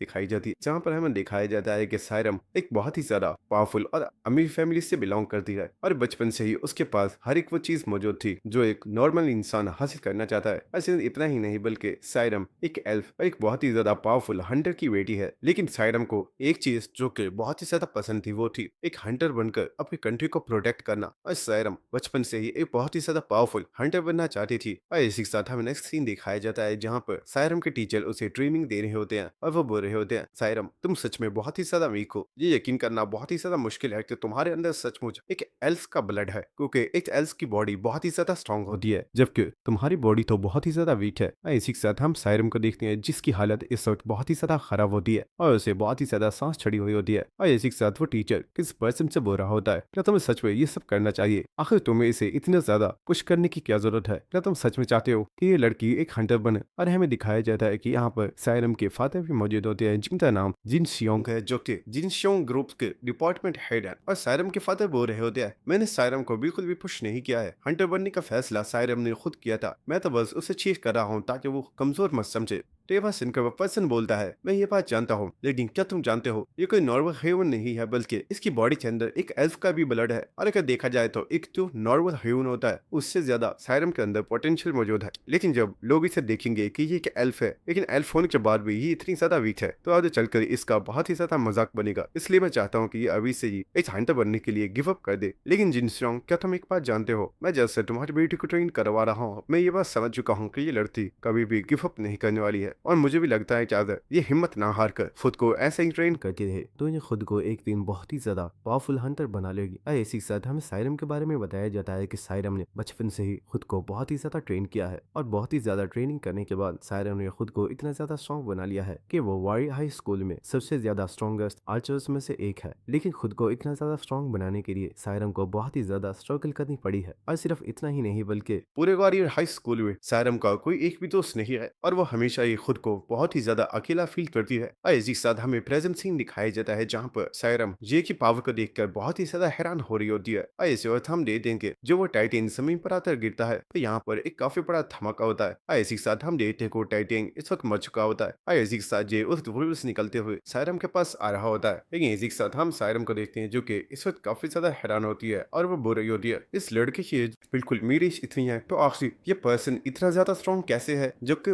बचपन से ट्रेनिंग करने के बाद भी मैं खुद को अभी तक इतना स्ट्रॉन्ग नहीं बना पाई हूँ। लेकिन इसी के साथ हम जे को देखते हैं जो कि अपने चश्मे के बारे में सोच रहा होता है, और उसे अपनी बॉस की बात याद आ रही होती है जहाँ पर उसका बॉस बोल रहा होता है, इस चश्मे को समानते रखना ये काफी ज्यादा कीमती है। तो ये बोल रहा होता है, सर इसमें मेहनत क्या है, मार्केट से इस तरह के ग्लासेस 100-200 वॉन में मिल जाएंगे। ये शंकर, उसका बॉस बोलता है, इडियट, इस ग्लास को स्पेशल मैजिक को यूज करते हुए बनाया गया है और ये तुम्हारी आईज को मैजिक से प्रोटेक्ट करता है ताकि तुम्हारी आईज खराब ना हो, और इसकी टोटल प्राइस 1 मिलियन है। और ये बात सोचकर ये कोई काफी ज्यादा गुस्सा आ रहा होता है और वो सोचता होता है, डैम इट, मेरा बॉस फिर से इस अपॉइंटमेंट के पैसे मेरी सैलरी में से काट लेगा। लेकिन इसी वक्त वो देखता है कि सायरम उसके पास आ रही होती है और वो बोल रही होती है, मैंने तुम्हें पहले कभी हमारे स्कूल में नहीं देखा, इसका साफ मतलब यही है कि तुम हमारे वायु स्कूल में तो नहीं हो, जरूर तुम दूसरे किसी बड़े हंटर स्कूल के कोई सीनियर स्टूडेंट हो जो तुम्हें इतना ज्यादा पावरफुल हो। तो ये सुनकर ये बोलता है, क्या बकवास कर रही हो, पहले वो चीज दो जिसका तुमने मुझसे वादा किया था। तो ये बात सुनकर सायरम उसे अपना नेकलेस दे देती है, जिसे जे भी फौरन से ले लेता है और इस नेकलेस को देखकर सोच रहा होता है, ये नेकलेस तो देखने में असली ही लग रहा है, लेकिन अगर इसे मैं ब्लैक मार्केट में बेचता हूँ तो मुझे इसकी तकरीबन कितनी प्राइस मिलेगी। और वो अभी ये सब कुछ सोच रहा होता है। लेकिन इसी वक्त सायरम मुझसे पूछती है, हमारे वारियर हाई स्कूल की फीस बहुत ही ज्यादा हाई है, शायद इसलिए तुम हमारे वारियर हाई स्कूल में नहीं हो, और मुझे लगता है कि तुम शायद किसी और बड़े स्कूल के स्टूडेंट हो और वहाँ की फीस को पे करने के लिए ही तुम एक डंजन स्मगलर बने हो। क्या मैं ठीक कह रही हूँ? तो जे बोलता है, नहीं, तुमने बिल्कुल गलत कहा, क्योंकि मैं किसी स्कूल का स्टूडेंट नहीं हूँ और आज तक मैं कभी भी स्कूल नहीं गया। तो ये बात सुनकर सायरम काफी ज्यादा हैरान हो गई होती है और वो बोलती है, व्हाट? ऐसे हो? तो वो बोलती है, मैं समझ गई, जरूर तुम किसी बहुत ही ज्यादा पावरफुल टीचर के पास ट्रेनिंग कर रहे हो, इसलिए तुम इतने ज्यादा स्ट्रॉन्ग हो। तो ये बोलता है, नहीं, ऐसा कुछ भी नहीं है। तो यह सुनकर सायरम बहुत ही ज्यादा हैरान हो गई होती है और वह चिल्लाकर बोलती है, आखिर ये क्या बकवास कर रहे हो, ये बिल्कुल इम्पॉसिबल है, तुम्हारी स्किल्स, तुम्हारे लड़ने का स्टाइल ये बहुत ही ज्यादा यूनिक है और ऐसा सिर्फ प्रोफेशनली कर सकते हैं, तुम जरूर मुझसे झूठ बोल रहे हो। लेकिन इसी वजह जे अपनी स्कूल आईडी को सायरम का फेस पर फेंक कर मारता है और इस चीज से सायरम को काफी ज्यादा गुस्सा आ गया होता है। लेकिन वो इस स्कूल आईडी को चेक करती है और उसे पता चलता है कि जे सचमुच किसी भी हंटर स्कूल का स्टूडेंट नहीं है, बल्कि वो तो एक बहुत ही ज्यादा नॉर्मल स्कूल का स्टूडेंट है। और इस चीज की वजह से सायरम काफी ज्यादा हैरान होती है और वो बोल रही होती है, तुम तो सच में सिर्फ एक हाई स्कूल के स्टूडेंट हो, लेकिन तुम फिर भी बहुत ही ज्यादा स्ट्रॉन्ग हो। इसी वक्त हम लेते हैं कि जे ने अपने वेपन को सायरम की तरफ पॉइंट कर दिया होता है और वो बोलता है, चलो वो जल्दी करो और मुझे अपनी स्कूल आईडी दो। और हम लेते हैं कि सायरम ने उसे अपनी स्टूडेंट आईडी दे दी होती है जिसके ऊपर सायरम की इन्फॉर्मेशन दी गई होती है। और इस इन्फॉर्मेशन को रीड करने के बाद जे इस स्टूडेंट आईडी को अपने पास रख लेता है। तो ये देख कर सायरम बोल रही होती है, आखिर ये तुम क्या कर रहे हो, मुझे मेरी आईडी वापस करो। तो जी बोलता है, नहीं, इसे तो मैं वापस नहीं करूंगा क्योंकि मेरे पास तुम्हारी इन्फॉर्मेशन होना जरूरी है। तो सायरम बोलती है, क्या, आखिर तुम मेरी इन्फॉर्मेशन ना क्या करोगे? तो ये बोलता है, फिक्र मत करो, अभी बताता हूँ, जरा मेरे पास आओ। तो ये सुनकर सायरम काफी ज्यादा हैरान होती है और वो बोलती है, आखिर इससे तुम्हारा क्या मतलब है? लेकिन इसे जे उसे कंधे से पकड़कर अपने पास कर लेता है और ये देखकर सायरम काफी ज्यादा हैरान हो गई होती है और शर्माते हुए कहती है, आखिर ये तुम क्या कर रहे हो? लेकिन इसी वक्त हम देखते हैं कि जे ने अपने मोबाइल को निकाल लिया होता है और वो बोलता है, फिक्र मत करो, मैं तो कुछ भी नहीं करूंगा, हम बस एक सेल्फी लेने वाले हैं। तो ये सुनकर सायरम बोलती है, क्या, लेकिन तुम मेरे साथ सेल्फी क्यों लेना चाहते हो? तो जे एक काफी ज्यादा खतरनाक स्माइल की तरफ बोलता है, क्या तुम्हें समझ नहीं आया, ये सेल्फी आगे मेरे काफी ज्यादा काम आएगी, क्योंकि अगर तुमने मेरी इन्फॉर्मेशन बाहर किसी भी पर्सन को दी और बाद में किसी ने भी अगर मुझे पकड़ा तो मैं सबको बता दूंगा कि मैं तुम्हारे लिए काम करता हूँ। और ये बात सुनकर सायरम काफी ज्यादा घबरा गई होती है। लेकिन इसी के साथ जे सायरम के साथ अपनी सेल्फी ले लेता है है। इसके बाद हमें नेक्स्ट सीन दिखाया जाता है कि जे सायरम से बोल रहा होता है, अच्छा मुझे ये बताओ आखिर तुम्हारे मिड टर्म का टेस्ट है क्या और उसमें मैं तुम्हारी किस तरीके से हेल्प कर सकता हूँ। तो सायरम उसे बताती है मुझे इस फॉरेस्ट में से 2 गोल्डन कॉइन्स को कलेक्ट करना है जिन्हें हमारे स्कूल की तरफ से यहाँ पर पहले से ही छुपाया गया है और तमाम कॉइन्स जिन प्लेसेस पर रखे गए हैं उन प्लेसेस के बारे में हमें बताया गया है। लेकिन प्रॉब्लम यहाँ पर कॉइन्स नहीं बल्कि इस फॉरेस्ट के मॉन्स्टर्स हैं जिनसे बचकर हमें उन कॉइन्स को हासिल करना है। और इसी साथ सायरम बोलती है मैंने एक गोल्डन कॉइन को हासिल कर लिया है और अब मुझे बस एक और गोल्डन कॉइन चाहिए। जिसके बाद जी बोलता है अच्छा ठीक है मुझे ये बताओ यहाँ पर सबसे ज्यादा करीब गोल्डन कॉइन किस जगह पर मौजूद है। तो सायरम बताती है यहाँ पर पास में कुछ ओल्ड रूइंस मौजूद है जहाँ पर एक मॉल मौजूद है और उस मॉल में उस कॉइन को रखा गया है। तेवा सुनकर जे काफी ज्यादा हैरान हो गया होता है और वो बोलता है क्या। तो सायरम बोलती है क्या हुआ तुम इतने ज्यादा हैरान क्यों हो रहे हो। तो जी बोलता है एक्चुअली बात यह है कि जिस जगह पर मुझे जाना था वो भी वही प्लेस है क्योंकि वहाँ पर एफिलियल वेब की रॉयल जेली मौजूद है। ये बात सुनकर सायरम काफी ज्यादा हैरान हो गई होती है और इसी के साथ जी बोलता है वेल क्या मैं तुम्हें एक बात बताऊं, दिस 13 मॉन्स्टर को हम लोगों ने किल कर दिया है। ये मॉन्स्टर्स इस जगह पर नहीं होते क्योंकि इनका एरिया इस जगह से काफी ज्यादा दूर है, लेकिन ये फिर भी यहाँ पर मौजूद है। इसका मतलब है कि ये मॉन्स्टर रॉयल जेली को स्मेल करते हुए उसे अट्रैक्ट होकर यहाँ पर आया है और क्योंकि उस मॉल में रॉयल जेली मौजूद है तो उसके पास बहुत ही ज्यादा मॉन्स्टर्स हो सके हैं। तो ये सुनकर सायरम काफी ज्यादा परेशान हो रही होती है, लेकिन जी बोलता है तो फिक्र मत करो दूसरे कॉइन्स कहाँ पर हैं, हम दूसरे कॉइन्स को हासिल कर सकते हैं। लेकिन सायरम बोलती है नहीं और कोई भी कॉइन मौजूद नहीं है क्योंकि बाकी पार्टी मेंबर्स उन तमाम कॉइन्स को हासिल कर चुके हैं। तो ये बात सुनकर जी काफी ज्यादा हैरान होता है और वो सोच रहा होता है आखिर पार्टी मेंबर्स से इसका क्या मतलब है। इसके साथ जो और स्टूडेंट्स आए थे उन सभी ने आपस में पार्टीज डिवाइड कर ली है, लेकिन सायरम के साथ कोई भी पर्सन नहीं आया और यह वह अकेली ही उन कॉइन्स को तलाश कर रही है। इसके बाद ये बोलता है तुम फिक्र मत करो, इस कॉइन को हासिल करने में मैं तुम्हारी हेल्प करूंगा। अच्छा अब ये बताओ तुम इसके बदले में मुझे कितनी प्राइस देने वाली हो। तो सायरम बोलती है 1 बिलियन, मैं तुम्हें 1 बिलियन देने के लिए तैयार हूँ। तो ये बात सुनकर जे काफी ज्यादा हैरान हो गया होता है और वो बोलता है क्या 1 बिलियन। तो जे का ऐसा रिएक्शन देखकर सायरम बोलती है अगर इतने काफी नहीं है तो मैं अपने डैड से बात करते तुम्हें और भी पैसे दिलवा सकती हूँ। लेकिन जे बोलता है अरे नहीं इसकी जरूरत नहीं है, बस इतने पैसे ही काफी है, मैं तुम्हारी हेल्प करने के लिए तैयार हूँ। इसके बाद हमें नेक्स्ट सीन दिखाया जाता है जहाँ पर जे और सायरम भागते हुए उसी मॉल की तरफ जा रहे होते हैं। लेकिन इसी साथ सायरम सोच रही होती है ये पर्सन बहुत ही ज्यादा फास्ट है, क्या सच में इसने कभी भी किसी हंटर स्कूल में ट्रेनिंग नहीं की है। लेकिन इसी साथ हम जे को देखते हैं जो कि सोचा होता है शिट यार इतना अच्छा मौका था पैसा कमाने का, लेकिन मैं बेवकूफ इतनी जल्दी क्यों मान गया, मुझे इससे थोड़ी और बात करनी चाहिए थी और मुझे इससे और ज्यादा पैसे मांगने चाहिए थे। इसी के साथ भागते हुए सायरम बोल रही होती है क्या तुम सच बोल रहे हो, क्या तुम्हें सचमुच किसी पर्सन ने ट्रेनिंग नहीं दी है। तेवा सुनकर जी बोल रहा होता है अरे हाँ मैं सच बोल रहा हूँ, अब बार बार मुझसे इस बारे में पूछना बंद करो। तेवा सुनकर सायरम सोच रही होती है वाओ ये लड़का बहुत ही ज्यादा अमेजिंग है। लेकिन इस वक्त हम देखते हैं कि जी को यहाँ पर कुछ चीज नजर आती है और हमें दिखाया जाता है कि यहाँ पर 2 मॉन्स्टर्स मौजूद होते हैं जो कि क्लॉस रैप्टर हैं और इनका डेंजर लेवल 2 स्टार है। और इन मॉन्स्टर्स को सायरम ने भी देख लिया होता है और वो फौरन से यहीं पर रुक जाती है। लेकिन इस वक्त हम जे को देखते हैं जो कि बहुत ही तेजी के साथ इन मॉन्स्टर्स के ऊपर अटैक करने के लिए जा रहा होता है। और इस वक्त जे अपने स्पेयर के साथ एक मॉन्स्टर की गर्दन के ऊपर अटैक करता है और जे ने अपने स्पेयर को उस मॉन्स्टर की गर्दन के अंदर धंसा दिया होता है और वो उसे यहीं पर मार डालता है। और इस वक्त जे देखता है कि सायरम ने उस दूसरे मॉन्स्टर को अपने एरोस के साथ किल कर दिया होता है। और इसी के साथ सायरम बोल रही होती है जे क्या तुम इस बारे में जानते हो ये बहुत ही ज्यादा वियर्ड है, ये मॉन्स्टर्स जो यहाँ पर मौजूद हैं ये एलियन टाइप मॉन्स्टर्स हैं और ये हमेशा 5 या फिर 10 मॉन्स्टर्स के ग्रुप्स में होते हैं, लेकिन यहाँ पर सिर्फ 2 मॉन्स्टर्स मौजूद हैं। लेकिन आखिर इनके बाकी साथी कहाँ पर हैं। तो जे बोलता है तुम्हें इतना सोचने की जरूरत नहीं है, मेरे ख्याल से बाकी के तमाम मॉन्स्टर्स अंदर हमारा वेट कर रहे हैं, इसलिए मुझे लगता है कि हमें किसी ऐसे तरीके से इस मॉल में जाना होगा कि हम इन मॉन्स्टर्स से बच सकें। लेकिन इसके बाद सायरम जे से बोलती है जी तुम्हारी स्पेयरमैनशिप काफी ज्यादा अच्छी है, मुझे लगता है तुमने बचपन से ही अपनी स्पेयरमैनशिप के ऊपर बहुत ही ज्यादा हार्ड वर्क किया है। तो ये बात सुनकर जी बोलता है आखिर ये तुम क्या कह रही हो, मैंने कभी भी स्पेयर के साथ ट्रेनिंग नहीं की है, मैंने तो बस एक पर्सन को स्पेयर यूज करते हुए बहुत ही अच्छे तरीके से देखा था और मैंने इन तमाम मूवमेंट्स को याद कर लिया और जैसे उस पर्सन ने इस स्पेयर पर यूज किया था मैं भी अपने स्पेयर को उसी तरीके से यूज करता हूँ। तो ये बात सुनकर सायरम काफी ज्यादा सदमे में चली गई होती है और वह बिल्कुल खामोश हो चुकी होती है और वह सोच रही होती है क्या सच में ऐसा पॉसिबल भी है, मैंने बचपन से एक आर्चर बनने के लिए इतनी ज्यादा ट्रेनिंग की है जबकि इस एक्सपेरिमेंटशिप को बस सिर्फ एक पर्सन को देखने से ही सीखी है।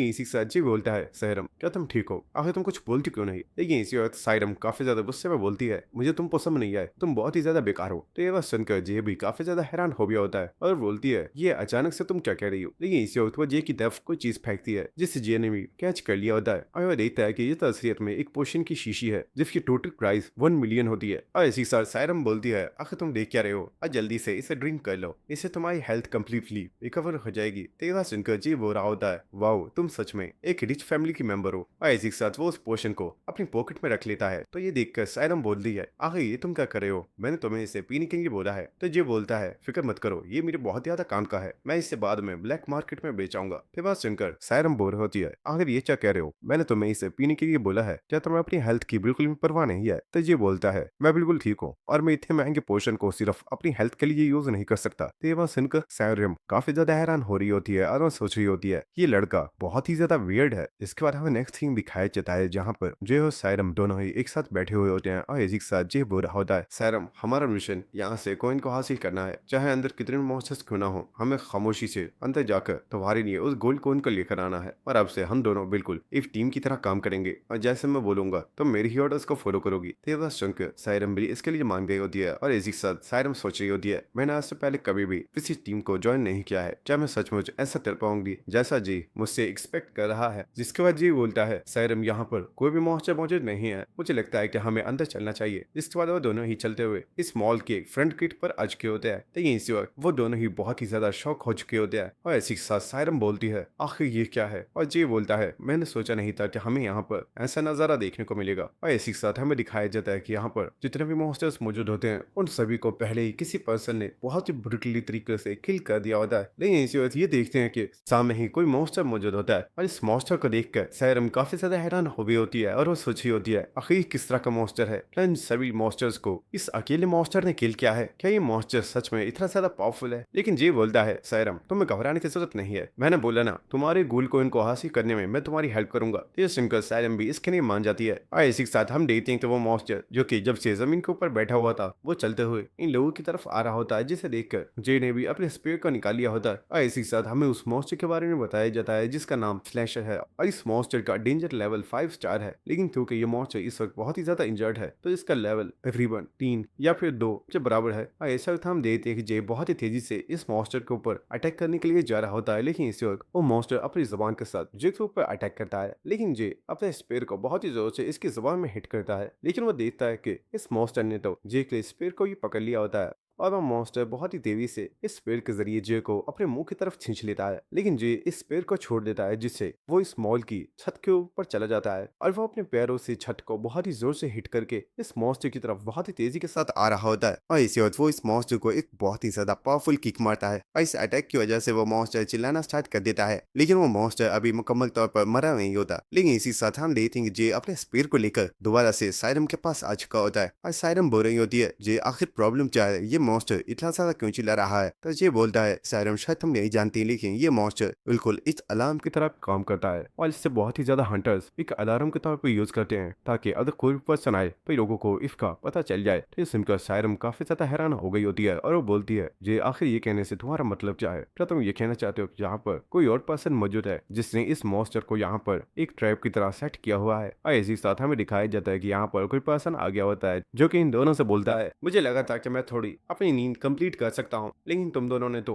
मुझे बहुत जल्दी ही उठा दिया, तुम लोग सच में बहुत ही ज्यादा एनोइंग हो। इस पर्सन को यहाँ पर देखकर सायरम काफी ज्यादा हैरान हो गई होती है और वो बोलती है, आखिर ये पर्सन है कौन, क्या ये कोई हंटर है। लेकिन इसी के साथ वो देखती है कि ये कुछ भी नहीं बोल रहा होता। लेकिन इसी के साथ हम देखते हैं कि वो पर्सन उस फ्लोर से जंप करके सीधा फर्स्ट फ्लोर पर आ जाता है और इसी के साथ वो बोलता है, लड़की तुम एक स्मगलर नहीं लगती, क्या तुम वॉरियर हाई स्कूल की एक स्टूडेंट हो। तो सायरम बोलती है, यस मैं वॉरियर हाई स्कूल की स्टूडेंट हूँ। तो वो पर्सन बोलता है, लड़की ये तो तुम्हारे लिए बहुत ही ज्यादा बुरा हुआ क्योंकि तुम इतनी यंग एज में ही मरने वाली हो। इसी के साथ ये बोलता है, सायरम क्या तुम कोई इडियट हो, तुम्हें क्या लगता है कि क्या ये कोई तुम्हारा स्कूल टीचर है जिससे तुम अपने क्वेश्चंस का आंसर कर रही हो। ये पर्सन एक स्मगलर है और ये हमें मारने से पहले एक बार भी नहीं सोचेगा। जिसके बाद ये उस पर्सन से बोलता है, आखिर तुम हो कौन और तुम्हें हमसे क्या चाहिए। तो वो पर्सन बोलता है, बच्चे मैं भी यहाँ पर उस चीज की तलाश में आया हूँ जिसकी तलाश तुम कर रहे हो, रॉयल जेली। और तुम ये सोचोगे कि मुझे इस चीज के बारे में कैसे पता है, तो मैं तुम्हें इस बारे में भी बता देता हूँ। एक दिन अचानक से एक व्हाइट रैंक हंटर ने वे एक साथी के साथ कॉन्टेक्ट किया था और उसे व्हाइट जेली को ले जाकर सेल करने के लिए बोला था और उस पर्सन ने इस चीज के बारे में किसी को भी नहीं बताया था। लेकिन मैं इस बारे में जानता था, जिसके बाद मैंने उसका पीछा किया और उसके ऊपर अटैक कर दिया। लेकिन वो कमीना मुझसे बचकर भाग गया। लेकिन मैं उसके निशानों को देखते हुए इस मॉल तक पहुंचा हूँ। अब मुझे पूरा यकीन है कि जरूर उसने उस रॉयल जेली को यहीं पर आसपास छुपाया होगा। कई बार सुनकर जे सोच रहा होता है, बॉस ने मुझे बताया था कि मॉन्स्टर्स ने उस स्मगलर को किल कर दिया था, लेकिन असल वजह तो यह है कि उस स्मगलर को उसी के एक दोस्त ने किल किया है, लेकिन क्या मैं इस पर्सन को हरा पाऊंगा? क्योंकि मैं ये फील कर पा रहा हूँ कि ये पर्सन मुझसे बहुत ही ज्यादा स्ट्रॉन्ग है। और इसी के साथ हम देखते कि उस पर्सन ने अपनी सॉल को भी निकाल लिया होता है और वो बोल रहा होता है, बच्चे तुम फिक्र मत करना, मैं पूरी कोशिश करूंगा कि तुम्हें मरते वक्त बिल्कुल भी पेन मत हो। जिसका वजह सायरम से बोलता है, सायरम निकलो यहाँ से, मैं इस पर्सन को रोकता हूँ। तो ये सुनकर सायरम काफी ज्यादा हैरान हो होती है और बोलती है, जे आखिर ये तुम क्या कह रहे हो? तो जे बोलता है, मैंने कहा जाओ यहाँ से, हम इस पर्सन को नहीं समझ सकते। लेकिन इसी वक्त हम लेते हैं कि वो पर्सन बहुत ही तेज रफ्तार के साथ जी के पास पहुंच गया होता है और वो अपनी कटाना के साथ जी के ऊपर एक बहुत ही ज्यादा खतरनाक अटैक कर देता है। लेकिन इसी वक्त हम लेते हैं कि जे ने अपने वेपन के साथ इस अटैक को ब्लॉक कर लिया होता है और वो चिल्लाकर बोलता है, इडियट आखिर तुम कर क्या रही हो? मैंने कहा जाओ यहाँ से। और हम देखते हैं कि सायरम बहुत ही तेजी से यहाँ से भागना स्टार्ट कर देती है। तो ये देख कर वो पर्सन बोल रहा होता है, मुझे लगा था तुम दोनों दोस्त हो, लेकिन वो लड़की तो सचमुच तुम्हें छोड़कर यहाँ से भाग गई। लेकिन क्या सच में ऐसा करने से उसकी जान बच जाएगी? और इसी वक्त वो बहुत ही तेजी से जे के ऊपर अटैक करने के लिए आ रहा होता है और इसी के साथ वो बोलता है, भले वो लड़की यहाँ से भाग गई है, लेकिन फिक्र मत करो, तो मैं मारने के बाद मैं उसे भी जाकर मार डालूंगा। और हम देखते हैं कि वो बहुत ही तेजी के साथ जे के ऊपर बहुत ही ज्यादा खतरनाक अटैक कर रहा होता है। लेकिन इसी वक्त हम देखते हैं कि जे भी अपने पावरफुल ऑरा को रिलीज करता है और वो सोच रहा होता है, मैं इसे हरा सकता हूँ अगर मैं अपने फादर की टेक्निक्स को यूज करता हूँ। और इसी वक्त वो उस पर्सन के ऊपर एक बहुत ही जोरदार अटैक करता है और इस अटैक की वजह से वो पर्सन भी काफी ज्यादा हैरान हो गया होता है। लेकिन इस वक्त जे बहुत ही तेजी के साथ उस पर्सन के पास आ गया होता है और उस पर्सन के फेस पर एक बहुत ही जोरदार किक मारकर उसे बहुत ही ज्यादा दूर फेंक देता है। इसकी वजह से यहाँ पर एक काफी बड़ा धमाका हुआ होता है। नहीं इसी साथ वो पर्सन बोलता है, तुमने तो मुझे बहुत ही ज्यादा सरप्राइज कर दिया, मुझे लगा ही था कि तुम मेरे ऊपर इस तरह से भी अटैक कर सकते हो। इसका मतलब है कि तुम अपनी स्किल्स को छुपा रहे थे, लेकिन फिक्र मत करो, मैंने सोचा है कि मुझे तो तुम्हें अपनी फुल पावर दिखानी चाहिए और इसलिए अब मैं तुम पर बिल्कुल भी दया नहीं दिखाऊंगा और अब मैं तुम्हें एक बहुत ही ज्यादा दर्दनाक मौत देने वाला हूँ। और इसी के साथ हमें दिखाया जाता है कि उस पर्सन ने अपनी बॉडी के ऊपर किसी बहुत ही ज्यादा पावरफुल कवच को पहन लिया होता है। और इसी के साथ हमें इस पर्सन के बारे में बताया जाता है जिसका नाम यांग डोंगयून है, जो कि असलियत में एक गोल्ड क्लास हंटर है।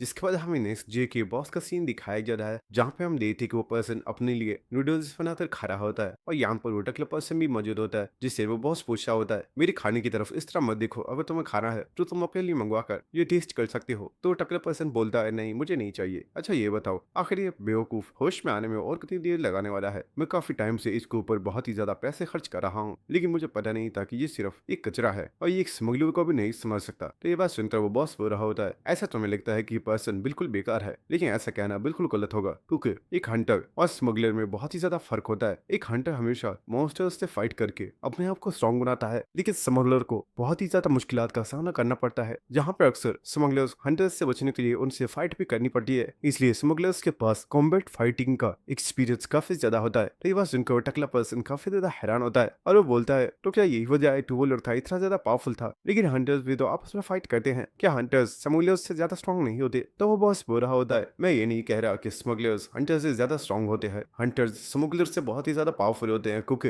हंटर्स जैसे जैसे खुद को स्ट्रॉन्ग बनाते जाते हैं उनकी स्किल्स बहुत ही ज्यादा एडवांस लेवल पर पहुंच जाती है। और अगर सच बताऊं तो तुम्हारी बॉडीगार्ड काफी ज्यादा पावरफुल था, लेकिन इसके पास कॉम्बैट फाइट का एक्सपीरियंस बिल्कुल भी नहीं है, क्योंकि इसने शायद अपनी पावर को मॉन्स्टर्स को पी करने में ही यूज किया है और इसने कभी भी अपनी कॉम्बैट स्किल्स पर ध्यान नहीं दिया है। यही रीजन था कि ये पर्सन इतना ज्यादा वीक था। तो वह टकला पर्सन पूछता है, तो क्या ये हंटर्स सिर्फ अपनी ट्रेनिंग से ही पावरफुल बन सकते हैं? क्या कोई और तरीका नहीं है जिससे ये अपनी कॉम्बैट स्किल्स को और ज्यादा इंक्रीज कर सकें? तो वो बॉस बोलता है, हमारे इस वर्ल्ड में बहुत सी ऐसी डंजन्स मौजूद है जिनमें से हमें बहुत ही ज्यादा पावरफुल इक्विपमेंट्स मिलते हैं और उनमें से बहुत से इक्विपमेंट्स ऐसे होते हैं जिन्हें पहनने के बाद यूजर की स्ट्रेंथ और उसकी कॉम्बैट स्किल्स बहुत ही ज्यादा इंक्रीज हो जाती हैं, जिससे वो बहुत ही ज्यादा पावरफुल बन जाता है। और इसी के साथ हमें जे का सीन दिखाया जाता है, जहाँ का जे सोच रहा होता है, मैंने इस तरह का सूट पहले कभी भी नहीं देखा, लेकिन इसके सूट में से बहुत ही ज्यादा ब्लड की स्मेल आ रही है और शायद ये सूट एक वेम्पायर की बॉडी को यूज करके बनाया गया है। और इसी सोता में दिखाया जाता है कि वो पर्सन काफी ज्यादा स्माइल करते हुए चलते हुए जे की तरफ आ रहा होता है और जे सोच रहा होता है, मैंने इस पर्सन के फेस के ऊपर एक बहुत ही जोरदार किक मारी थी, लेकिन उससे इसे ज्यादा खास फर्क नहीं पड़ा होगा, क्योंकि इससे फौरन अपने सूट को पहन लिया। लेकिन इसी वक्त हम देखते हैं कि वो पर्सन जे के ऊपर अटैक करने के लिए आ रहा होता है और वह बोल रहा होता है, आखिर तुम इतना क्या सोच रहे हो? मुझे लगता है अब हमें अपनी फाइट को स्टार्ट करना चाहिए। और वह जे के ऊपर एक बहुत ही जोरदार अटैक करता है, लेकिन जे ने अपने स्पेल के साथ इस अटैक को रोक लिया होता है। लेकिन जे नोटिस करता है कि उस पर्सन की स्ट्रेंथ अब बहुत ही ज्यादा इंक्रीज हो चुकी है और इसे वो पर्सन जे के पेट में एक बहुत ही जोरदार किक मारकर उसे बहुत ही ज्यादा दूर फेंक देता है। लेकिन जे किसी तरीके से अपने आप को संभाल लेता है। लेकिन इस वक्त वो पर्सन बहुत ही तेजी के साथ जे के पास पहुंच गया होता है और वह जे के ऊपर अपनी कटाना स्वॉर्ड के साथ अटैक करना स्टार्ट कर देता है और हम देखते हैं कि वो जे की बॉडी के ऊपर बहुत ही तेजी के साथ कट्स लगा रहा होता है और इसी के साथ वो पर्सन चिल्लाते हुए बोल रहा होता है, आखिर तुम कर क्या रहे हो, तुम मुझसे सही तरीके से फाइट क्यों नहीं करे? मुझे तो लगा था तुम बहुत ही ज्यादा स्ट्रांग हो, लेकिन तुम तो बस एक कचरे हो। और इसी के साथ हमें बताया जाता है कि इस पर्सन ने अपनी बॉडी के ऊपर जिस जैकेट को पहना हुआ था, वो जैकेट एक आर्टिफैक्ट है जिसका नाम शीट जैकेट है। और ये जैकेट वैम्पायर की बॉडी को यूज करके बनाई गई है। और जब भी यूजर इस जैकेट को अपनी बॉडी के ऊपर कवर करता है, तो बदले में ये जैकेट उस पर्सन की बॉडी में से उसके ब्लड को पी रही होती है। और इस तरीके से ये कवच खुद को और भी ज्यादा स्ट्रॉन्ग बनाता रहता है। और इसी के साथ हम ले जाएंगे कि वो पर्सन जो के ऊपर एक बार फिर से बहुत ही ज्यादा पावरफुल अटैक करने के लिए आ रहा होता है, और ये सोचा होता है अगर मैंने इस अटैक को डॉच नहीं किया तो मैं यहाँ पर मर भी सकता हूँ। ऐसे वक्त हम लेते को जे की बॉडी के ऊपर एक बहुत ही जोरदार अटैक करता है, जिसकी वजह से जे के पेट के ऊपर कट लग गया होता है। और इसी के साथ वो पर्सन काफी ज्यादा हंसते हुए बोल रहा होता है, तुम तो बहुत ही ज्यादा बेकार हो, तो उसे फाइट करने में अब मुझे बिल्कुल भी मजा नहीं आ रहा, इसलिए मुझे लगता है कि अब मुझे तुम्हें खत्म कर देना चाहिए। नहीं, इसी वक्त जे उस पर्सन से बोलता है, मुझे लगता है आज कोई स्पेशल डे जो मुझे आज इतने ज्यादा मुश्किलों का सामना करना पड़ रहा है। भाई शर्त हम देखेंगे जे अपने जैकेट को फेंक देता है और वो बोलता है, मैंने जितना सोचा था तुम उतने ज्यादा स्ट्रॉन्ग नहीं हो। मैं बस ये देखना चाहता था कि तुम अपने ये सूट की फिटिंग पावर को सही तरीके से यूज कर सकते हो, लेकिन तुम इस सूट के साथ भी बिल्कुल बेकार हो, क्योंकि इस सूट को यूज करने के बाद भी तुम्हारी स्पीड पहले से कुछ ज्यादा इंप्रूव नहीं हुई है। ये बात सुनकर उस पर्सन को बहुत ही ज्यादा गुस्सा आ गया होता है और वह जे को गाली देते हुए बोलता है, कमीने मैं तुम्हें जान से मार डालूंगा। इसके बाद हम जे को देखते हैं जो कि इस पर्सन से फाइट करने के लिए बिल्कुल रेडी होता है और वह सोच रहा होता है ये पर्सन इस वक्त बहुत ही ज्यादा गुस्से में है और इस चीज का मैं फायदा उठा सकता हूँ। और इस वक्त हम देखते कि वो मॉन्स्टर बहुत ही तेजी के साथ जे के ऊपर अटैक करने के लिए आ रहा होता है और इस वक्त वो जे के ऊपर एक बहुत ही ज्यादा खतरनाक अटैक कर देता है। और इसी वक्त हम देखते कि जे बहुत ही तेजी के साथ आगे बढ़ता है और वो अपनी ऑरा को रिलीज करते हुए इस वैम्पायर के ऊपर अपने फादर की फर्स्ट टेक्निक को यूज करके एक बहुत ही ज्यादा पावरफुल अटैक करता है, जिसकी वजह से वो मॉन्स्टर और जे दोनों ही पीछे हो जाते हैं। लेकिन इसी वक्त जे अपने फादर की सेकंड टेक्निक को एक्टिवेट कर देता है और वो इस मॉन्स्टर के ऊपर एक और बहुत ही ज्यादा पावरफुल अटैक करता है। और हम देखते हैं कि जैसे ही ये अटैक उस मॉन्स्टर की बॉडी के साथ हिट हुआ होता है, वो मॉन्स्टर इस जगह से बहुत ही ज्यादा दूर जाकर गिर जाता है। और जे का ये अटैक बहुत ही ज्यादा पावरफुल था, जिसकी वजह से यहाँ पर एक बहुत ही बड़ा धमाका हुआ होता है। लेकिन हम देखते हैं कि इस सेकंड टेक्निक को यूज करने की वजह से जे काफी ज्यादा इंजर्ड हो गया होता है और वो सोचा होता है मेरे फादर की तमाम टेक्निक्स ही बहुत ही ज्यादा पावरफुल है, लेकिन मैं इन तमाम टेक्निक्स को इतने रेकलेस तरीके से यूज नहीं कर सकता, वरना मैं अपनी बॉडी को ही डैमेज कर लूंगा। जिसके बाद हमें उसी पर्सन को दिखाया जाता है जो कि इस वक्त काफी ज्यादा शॉक में होता है और वो कह रहा होता है, आखिर तुमने ये कैसे किया? तुम्हारे ये अटैक बहुत ही ज्यादा पावरफुल था। तो ये बोलता है, बस तुम्हारा टाइम खत्म हो गया है, अब तुम मेरे हाथों से मरोगे, क्योंकि मैं जानता हूँ तुम्हारा ये सूट भी मेरे इस अटैक के बाद बहुत ही ज्यादा कमजोर हो चुका है। लेकिन इस वक्त हम देखते उस पर्सन ने अपने पास से एक डैगर निकाल लिया होता है और वो काफी ज्यादा हंसते हुए बोलता है, बेवकूफ, क्या तुम्हें सच में लगता है कि मैं इतनी आसानी से तुम्हारे हाथों से मर जाऊंगा? अगर मुझे मरना ही है तो मैं तुम्हें अपने साथ लेकर मरूंगा। ऐसे वक्त वो अपनी डैगर को अपनी बॉडी के अंदर स्टैब कर लेता है और ये देखकर जी भी काफी ज्यादा हैरान हो गया होता है। जिसके बाद हमें नेक्स्ट सैरम का सीन दिखाया जाता है जो कि उस मेन पॉइंट पर पहुंच गई होती है जहाँ पर वो कॉइन रखा हुआ था।